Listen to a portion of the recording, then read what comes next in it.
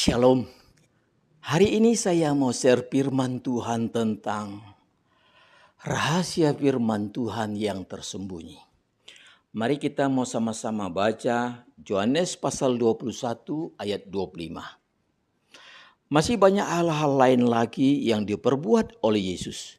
Tetapi jikalau semuanya itu harus dituliskan satu persatu, maka agaknya dunia ini tidak dapat memuat semua kitab yang harus ditulis itu.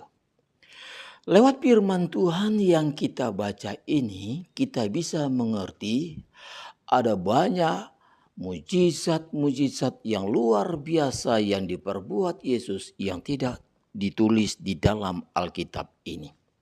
Itu sebabnya kita harus mengakui dengan jujur bahwa firman Tuhan yang kita mengerti saat ini baru sebagian saja.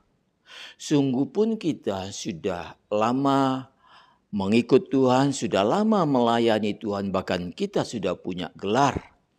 Tetapi masih banyak rahasia firman Tuhan yang belum kita mengerti. Jujur saya katakan, saya pernah mendengar suara Tuhan yang berkata diam. Saya mengartikan kata itu dengan arti yang biasa. 12 tahun kemudian ketika Tuhan mengungkapkan rahasia firman Tuhan itu, saya kaget. Ternyata arti kata berdiam itu bukan biasa, tapi luar biasa. Dan firman Tuhan yang saya mau share kepada kita hari ini merupakan bagian yang kedua. Di tahun 87 saya pernah tugas praktek di Kota Palu, Sulawesi Tengah. Saat itu saya masih anak muda bersama dengan kaum muda, besuk kaum muda yang sudah lama tidak datang ke gereja. Ketika kita berdoa, kebetulan yang pimpin doa itu saya. Ketika kita doa, kaum muda ini kemudian berguling-guling di lantai dan berteriak-teriak. Lebih kurang 1 jam, saya nggak tahu lagi berbuat apa, sebab itu pengalaman yang baru bagi saya. Kemudian saya hanya berkata kepada salah satu kaum muda supaya memanggil Bapak Gembala. Ternyata yang datang Ibu Gembala, dia ambil minyak urapan sedikit, dia oleskan di dahinya tanda salib. Kemudian kaum muda itu bisa sadar lagi, berdiri lagi, bisa tersenyum, bisa sehat lagi seperti biasa. Saya heran. Ketika sampai di pastori, saya bertanya kepada Ibu Gembala apa yang terjadi. Ibu Gembala hanya berkata, ada roh jahat itu yang kita bisa usir dengan doa saja, tapi ada yang harus doa puasa.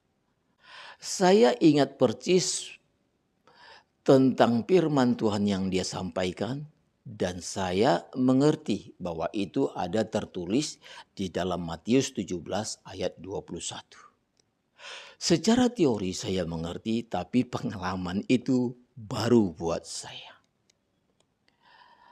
Tetapi kejadian itu selalu saya ingat sampai lama. Tapi setelah sekian puluh tahun, saya lupa. Jujur saya lupa. Tetapi Tuhan itu kalau sudah membimbing kita dan kita mau belajar, dia akan terus lanjutkan karyanya. Di tahun 2000 ketika saya berada di Jakarta, saya diajak oleh teman saya pelayan Tuhan untuk menghadiri persekutuan di tempatnya dia. Yang hadir waktu itu kurang lebih orang 30. Ketika dia mengundang jemaat yang hadir berdiri, dia belum tumpang tangan, dia belum berdoa. Baru dia undang berdiri. Hitungan menit, banyak mereka yang berjatuhan, berteriak dan berguling-guling. Waktu saya lihat peristiwa itu, wow. Saya langsung ingat pengalaman di tahun 87 ketika di Palu, Sulawesi Tengah. Saya katakan, wow, ini seperti yang saya pernah lihat. Kemudian teman saya ini berkata, sebab waktu itu ada seorang kaum muda yang bernubuat. Dia berkata kepada saya, sodorkan kepalamu kepadanya, ambil tangannya, tumpangkan ke kepalamu. Jujur, kalau saya pakai logika saya mungkin tidak mau ditumpang tangan oleh dia. Kenapa? Karena saya merasa saya pendeta. Tetapi karena saya mau belajar dengan kerendahan hati, saya sodorkan kepala saya ambil tangannya, saya tumpangkan di kepala saya. Saya tumpangkan tangan saya di kepalanya, saya waktu itu belum merasa ada sesuatu. Selesai kebaktian, kemudian pulang. Tetapi setelah besok lusanya, ada keponakan saya yang berkunjung ke rumah saya. Kebetulan saya berdiri di teras rumah. Dari kejauhan saya lihat keponakan saya sudah tersenyum. Kemudian saya persilakan masuk. Saat kita bersalaman, keponakan saya itu gemetar. Dia terjatuh terpelanting. Saat saya melihat kejadian itu, di situ saya baru sadar bahwa kuasa yang sama Tuhan sudah berikan kepada saya. Andaikan di tahun 87 ketika saya melihat anak muda yang berteriak-teriak di lantai berguling-guling itu, saya berkata, itu bukan dari Tuhan. Mungkin Tuhan tidak akan membimbing saya untuk mengenal kasih-Nya yang dalam. Tetapi karena saya mau belajar dengan rendah hati, itu sebabnya Tuhan membimbing saya sampai saya mengerti. Dan kalau mungkin kita pernah melihat konten saya yang kedua, di YouTube di bagian short-nya, saya pernah mengajarkan di situ tentang cara doa pelepasan. Dan akhirnya Tuhan pakai saya ke arah sana untuk berdoa untuk orang yang terikat dengan kuasa kegelapan. Sekali lagi saya katakan, andaikan peristiwa tahun 87 itu saya tolak, saya berkata itu bukan dari Tuhan, maka berhentilah sampai di situ pengertian firman Tuhan yang saya miliki. Tetapi karena saya mau belajar, Tuhan dengan sabar membimbing saya. Itu sebabnya lewat firman Tuhan ini saya mau katakan kepada kita pelayan-pelayan Tuhan yang pemula. Ya, supaya kita mau belajar banyak lagi, lebih rendah hati lagi. Supaya Tuhan memakai kita lebih lagi, membawa kita mengenal kasih-Nya yang lebih dalam.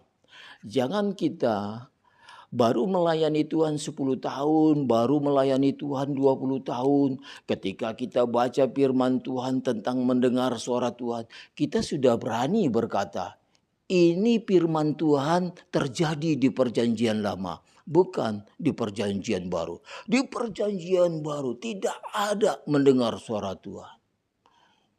Terlalu cepat sekali untuk berkata, ini bukan firman Tuhan. Ketika kita baca firman Tuhan tentang perpuluhan, kita langsung berkata, ini firman Tuhan tidak untuk zaman sekarang, ini di perjanjian lama. Ketika kita melihat orang berkata-kata dalam bahasa roh, kita berkata, itu bukan dari Tuhan, itu sesat. Saya mau katakan kepada kita, jangan terlalu cepat menghakimi, jangan terlalu cepat menolak firman Tuhan itu.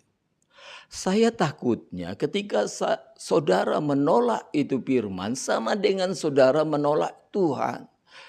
Dan kalau kita suka menghakimi, suka menolak itu firman Tuhan. Banyak sekali kerugian yang kita hadapi. Yang pertama, nanti kita akan mengalami stagnasi sebab kita sudah merasa mengerti firman Tuhan. Dan yang kedua, saya mau katakan kalau kita nanti hanya melihat kesalahan hamba Tuhan si A, si B, si C, fokus kepada masalah mereka, akhirnya kita tidak fokus melayani Tuhan. Nanti kita tertinggal sementara orang lain diselamatkan Tuhan. Dan kemudian yang terakhir saya mau katakan kepada kita, saat ini kita para pelayan Tuhan harus lebih bersatu lagi. Sebab apa? Pengajaran sesat itu banyak sekali bermunculan. Saya sudah melihat baik di Malang, baik di Bandung, di Surabaya. Banyak loh gereja sesat. Gereja mereka permanen loh. Perhatikan domba-dombamu itu jangan hilang satu persatu. Jangan kita hanya sibuk berkata kepada si A, si B, si C, itu bukan firman Tuhan, itu sesat. Kita hanya berdebat dengan masalah kita, sementara domba-domba yang terhilang tidak kita perhatikan. Mari kita fokus melayani Tuhan, supaya hidup kita menjadi alat Tuhan yang berarti. Jangan lupa like, subscribe. Tekan sekarang juga ya.